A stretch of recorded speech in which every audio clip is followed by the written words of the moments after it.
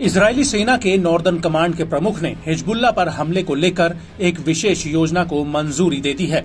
वहीं प्रधानमंत्री नेतन्याहू भी कह चुके हैं कि इजरायल हिजबुल्लाह के साथ आर पार की जंग लड़ने के लिए तैयार है, क्योंकि हिजबुल्लाह लगातार उत्तरी इजरायल पर हमले कर रहा है, जिसमें आईडीएफ को जानमाल से लेकर हथियारों का भारी नुकसान हुआ है। यहाँ तक कि उत्तरी इजरायल बॉर्डर पर रहने वाले लोग भी अब इस इलाके में दोबारा वापस नहीं आना चाहते हैं। उनका कहना है कि जब तक हिजबुल्लाह के उत्तरी बॉर्डर पर हमले बंद नहीं हो जाते, तब तक वो अपने घरों में वापस नहीं जाएंगे। लेकिन हिजबुल्लाह पर आर पार की लड़ाई को लेकर अमेरिकी राष्ट्रपति जो बाइडेन शुरुआत से ही इजरायल को चेतावनी दे रहे हैं कि वो लेबनान के साथ पूर्ण युद्ध से दूर ही रहे, क्योंकि हाल ही में अमेरिका के एक थिंक टैंक की रिपोर्ट में पता चला था कि हिजबुल्लाह के पास मिसाइलों, रॉकेट्स और गोला बारूद का अथाह जखीरा है, जिससे वो एक दिन में इजरायल पर लगातार 3000 मिसाइलें फायर कर सकता है।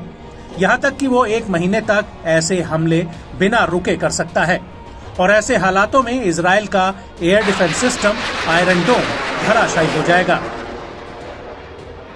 लेकिन इसके बावजूद इजरायल लेबनान के साथ सीधी जंग की बात कर रहा है। लेकिन अब एक बार फिर फाइनेंशियल टाइम्स की एक खबर के अनुसार अमेरिका ने इजरायल को चेतावनी दी है कि हिजबुल्लाह के साथ सीधी जंग में आईडीएफ सीमित रूप से अपने आप को बचा पाएगी।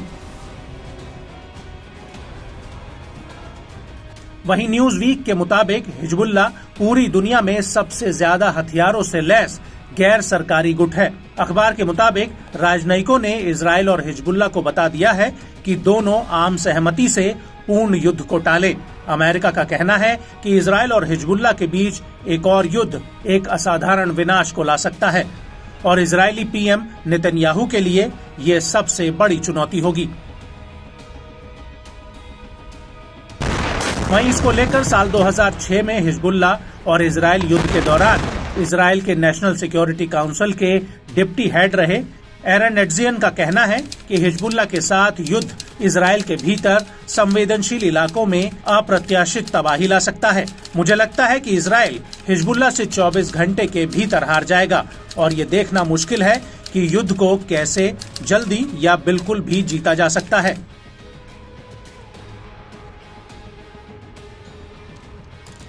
एरन ने आगे कहा कि मेरे नजरिए से मुझे लगता है कि युद्ध में जाने से इजरायल पहले 24 घंटों में हार जाएगा। सामान्य रूप से जो तस्वीर हम देखेंगे वो बड़े पैमाने पर संवेदनशील इलाकों में विनाश की होगी, जो हमने पहले कभी नहीं देखी होगी।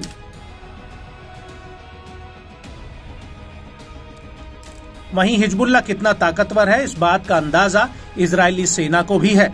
आईडीएफ के अधिकारियों के मुताबिक हिजबुल्लाह के पास करीब 2 लाख रॉकेट्स, मोटर, ड्रोन, हवा से हवा में वार करने वाली मिसाइलें, एंटी टैंक मिसाइलें, सटीकता से हमला करने वाली गाइडेड बम और अन्य हथियार हैं।